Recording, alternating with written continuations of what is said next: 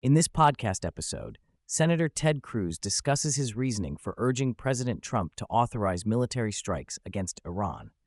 The conversation covers his personal background and ideological views, the nature of the Iranian regime, U.S. foreign policy, contrasting Iran and past conflicts like Iraq, the relationship between America and Israel, concerns about rising anti-Semitism, the potential shifts in Latin American autocracies, and emerging future threats, including bioweapons. Senator Cruz begins by sharing his family's history, rooted in Cuba, where both his father and aunt fought opposing sides of the Cuban Revolution, his father initially alongside Castro before realizing the regime's communist nature, and his aunt resisting the communist regime later on.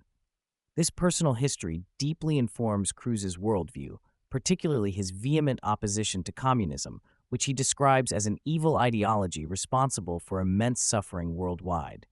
He critiques communist leaders like Fidel Castro and Vladimir Putin for living luxuriously while oppressing their people.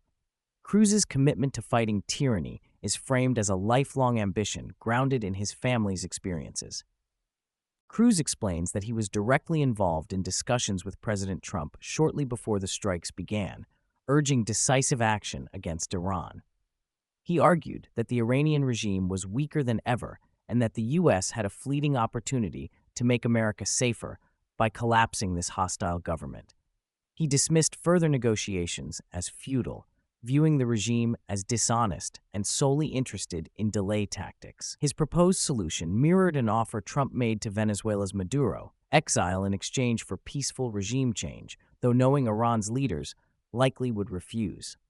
Cruz divides the conflict's aims into two categories: the administration's stated objectives and his own perspective. Officially, the goal has been to degrade Iranian military capabilities, specifically air defenses, missile systems, drone manufacturers, and naval power, achieving near-complete control of the airspace and decapitating regime leadership. However, Cruz argues the ultimate objective should be the complete collapse of the Islamist regime that has waged war on America for over 4 decades. He views the strikes as crucial for disrupting Iran's capacity to kill Americans and dismantling their support for terrorist groups like Hamas and Hezbollah. Cruz contrasts the Iran conflict with the Iraq and Libya wars, which he believes made America less safe by toppling regimes that, despite their brutality, suppressed terrorists.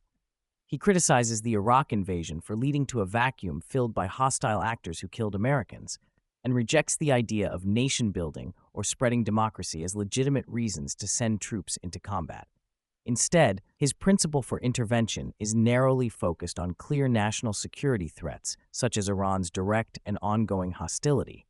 While acknowledging broad consensus on the regime's danger, Cruz notes reluctance from many U.S. leaders to discuss regime change explicitly due to political sensitivities.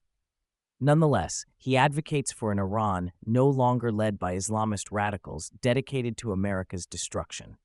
He emphasizes the role of the Iranian people in determining their government's future, suggesting that weakening the regime's military and oppressive apparatus, including the IRGC, could enable popular uprising.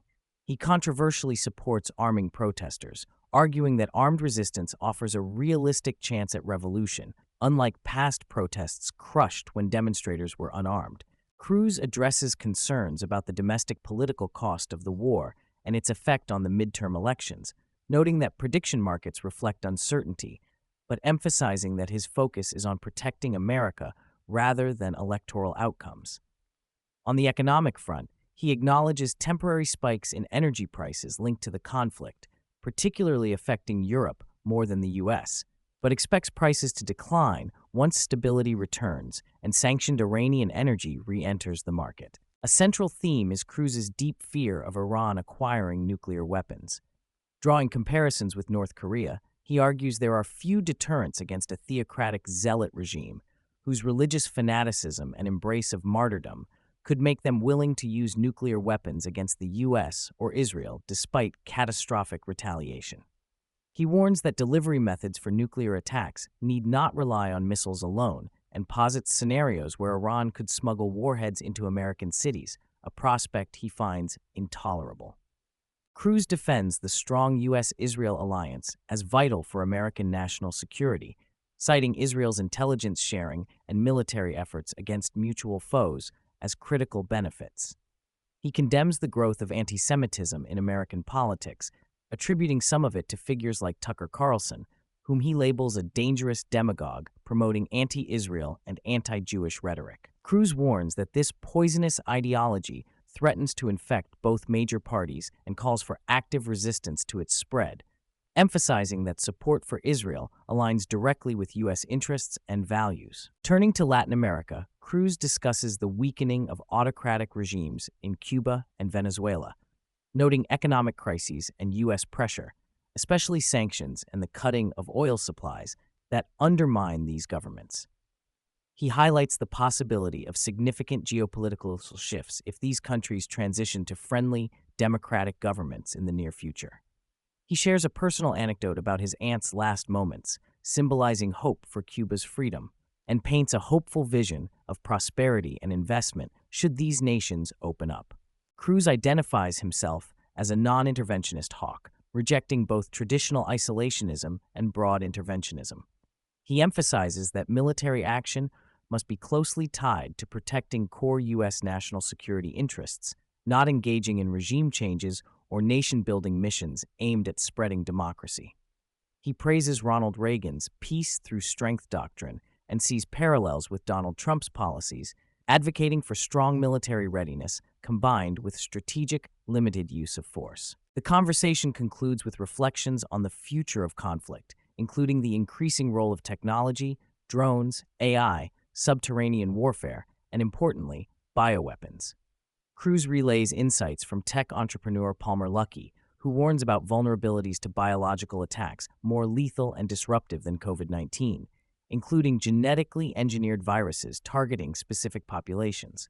Cruz underscores the need for heightened preparedness against these non-traditional threats, which pose profound dangers in an evolving global security landscape.